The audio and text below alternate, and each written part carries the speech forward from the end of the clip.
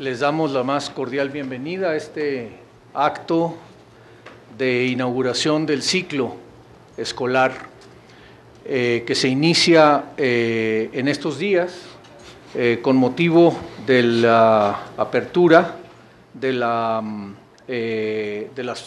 promociones 2010 a 2012 del programa de maestría en Ciencias Sociales, del programa de la maestría en Gobierno y Asuntos Públicos, del programa de la maestría en Población y del doctorado de investigación en Ciencias Sociales. Con motivo de arrancar las actividades de este ciclo escolar, considerando a los estudiantes del doctorado, se alargará hasta el año 2013, que el programa es de 3 años. Vamos a dar inicio a las actividades académicas del año y para ello nos ha hecho el enorme favor y nos ha conferido el gran honor de tenerlo con nosotros a José Miguel Insulza, el secretario general de la OEA. Asimismo nos acompaña en el presidium el doctor Roger Bartra, quien es miembro a título individual del Consejo Superior de la Flaxo. Vamos primero a presentar a José Miguel y darle la palabra para que pronuncie su conferencia magistral, que estoy seguro que a todos y a todas nos será de mucha actualidad y de mucho interés a lo que él se va a referir. José Miguel Insulza, además de ser un gran amigo y un gran colega académico, fue electo secretario general de la OEA el 2 de mayo del año 2005 y reelecto en marzo del 2010. Cuenta con una destacada trayectoria en el servicio público chileno, su país. Cuando asumió el cargo de secretario general por un término de 5 años, se comprometió a fortalecer la relevancia de la organización e incrementar su capacidad de acción, cosa que hemos podido ver desde luego en los primeros 5 años en que ha estado al frente de este organismo. José Miguel Insulza es abogado de profesión, tiene una licenciatura en Derecho en la Universidad de Chile, hizo estudios de posgrado en la Facultad Latinoamericana de Ciencias Sociales. Cabe decir que es un gran amigo y un exalumno de la propia Flaxo. En Chile, cuando la única sede y los únicos programas de docencia que existían en la Facultad Latinoamericana de Ciencias Sociales eran los de la sede de Santiago. Tiene también una maestría en Ciencia Política en la Universidad de Michigan. Fue profesor de Teoría Política en la Universidad de Chile y de Ciencia Política en la Universidad Católica de Chile, hasta 1973. También hasta entonces sirvió como asesor político del Ministerio de Relaciones Exteriores y como director de la Academia Diplomática. Inició su actividad política durante sus años de estudiante y alcanzó los cargos de vicepresidente de la Federación de Estudiantes de Chile, presidente del Centro de Estudiantes de Derecho de la Universidad de Chile y presidente de la Unión de Federaciones Universitarias de Chile. A comienzos de los años 70, Insulza participó activamente en el gobierno de la Unidad Popular de Salvador Allende y tras el golpe de Estado que llevó al poder al general Augusto Pinochet, inició un exilio que duró 15 años, primero en Roma y luego en México. En esta ciudad fue durante varios años investigador y luego director del Instituto de Estudios de Estados Unidos en el Centro de Investigación y Docencia Económica. Profesor de la Universidad Nacional Autónoma de México, de la Universidad Iberoamericana y del Instituto de Estudios Diplomáticos. José Miguel Insulza pudo regresar a Chile a principios de 1988 y se integró a la Concertación de Partidos por la Democracia, la coalición que venció en el plebiscito en contra del régimen de Pinochet en octubre de ese año. Miembro del Partido Socialista, ocupó importantes posiciones de alto nivel en los gobiernos de la Concertación. Bajo la administración del presidente Patricio Aylwin, Insulza sirvió como embajador chileno para la cooperación internacional. director de Asuntos Económicos Multilaterales del Ministerio de Relaciones Exteriores y vicepresidente de la Agencia de Cooperación Internacional. En marzo de 1994, durante la administración del presidente Eduardo Frei, Insulza fue designado para el cargo de vicecanciller y en septiembre del mismo año fue nombrado ministro de Relaciones Exteriores. En 1999 fue ministro secretario general de la Presidencia y al año siguiente, bajo la presidencia de Ricardo Lagos, fue nombrado ministro del Interior y vicepresidente de la República. Cuando dejó su cargo en mayo de 2005, Insulza había ejercido funciones a nivel ministerial por más de una década, el mayor periodo continuo para un ministro en la historia chilena. Tenemos con nosotros entonces un académico, un amigo de la academia y sin duda un gran estadista. Bienvenido, José Miguel.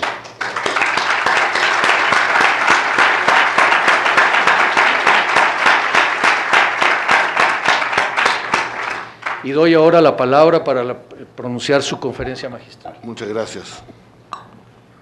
Muchas gracias, Francisco. Yo quiero, en primer lugar, agradecer esta invitación de Flaxo México para inaugurar su año académico. Hablar sobre el estado de la democracia en América a pocos días del bicentenario del Grito de Dolores es ya un motivo de orgullo para mí. Y además hay muchas otras razones, se han dado algunas. Desde mis años de estudiante en la Escuela de Ciencias Políticas de Flaxo en Santiago de Chile, hace ya bastante tiempo, he mantenido vínculo permanente con esta facultad latinoamericana. Parte importante, además de mi exilio, viví en este país. Muchas veces di clases aquí en Flaxo y en Centroamérica, en 2 centros académicos de Flaxo. Y además recuerdo que cuando pude volver a mi país, la institución que me acogió en mi retorno fue Flaxo. Así que muchas gracias, querido amigo Francisco Valdés, por esta nueva oportunidad de estar con ustedes.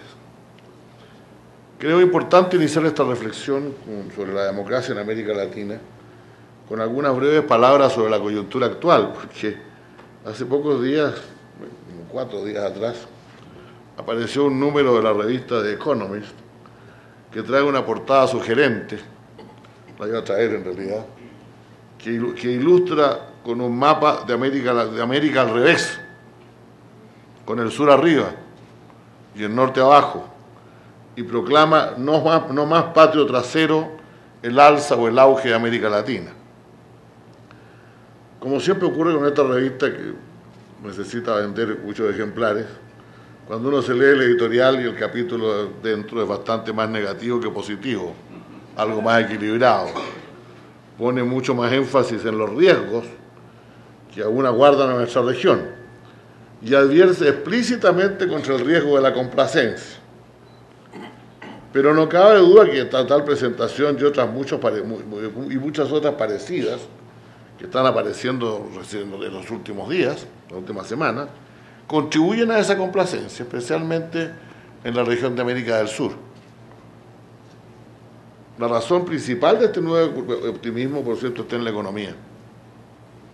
Porque después de los temores e incertidumbre provocados por la Gran Depresión, la Gran Recesión, se habla de la Gran Depresión, la de los años 30, la Gran Recesión de 2009, las economías de la región han comenzado a crecer vigorosamente, comenzando por Brasil y Argentina, alcanzando también a Colombia y Chile, y si miramos las cifras de México recientemente también son muy impresionantes, con tasas incluso superiores a las que precedieron a la crisis en varios países. Entonces no se celebra solo el año de crecimiento que hemos tenido, el 2010, se celebra que porque también entre 2003 y 2008 la región ya había crecido a un promedio de más de un 5% anual. Y el hecho de que pasado un año en que la mayor parte de las economías vieron reducir mucho su ritmo o incluso tuvieron crecimiento negativo, se haya retomado tan rápidamente el ritmo, aumenta el optimismo. En esta década se han visto caer los índices de pobreza como no ocurría desde antes de los 80. Más de 30 millones de latinoamericanos han dejado la pobreza y se ha creado un importante número de empleos. Y surge en numerosos países una impetuosa clase media que siempre va a factor fundamental de progreso en esta década. en décadas por lo demás en que esta región, América Latina y el Caribe, ha tenido un crecimiento mayor al de las 2 décadas anteriores sumadas. En realidad, el periodo de 2002 a 2008, antes del 2009, ya tenía en esos 6 años un crecimiento superior al de las 2 décadas anteriores.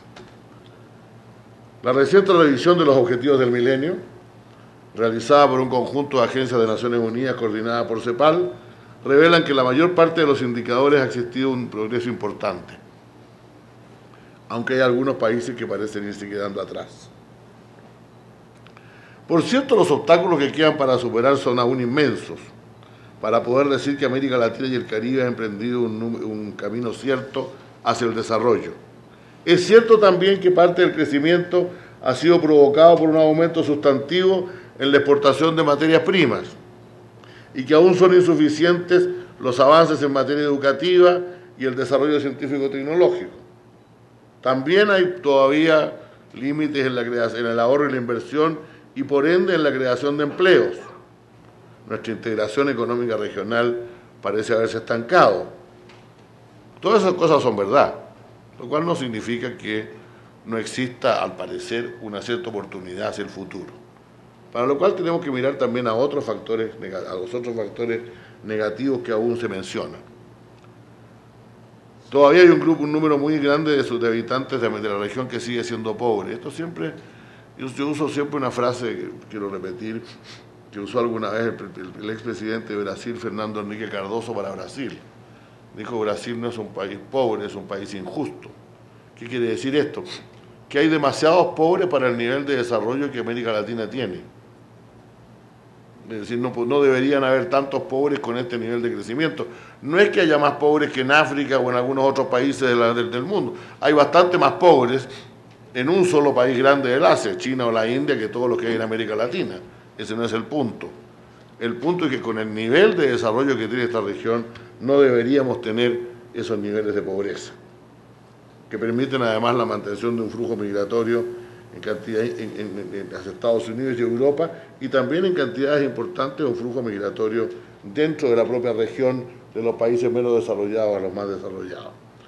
Todavía falta trabajo y educación para más de 20 millones de jóvenes, los llamados ni trabajan ni estudian.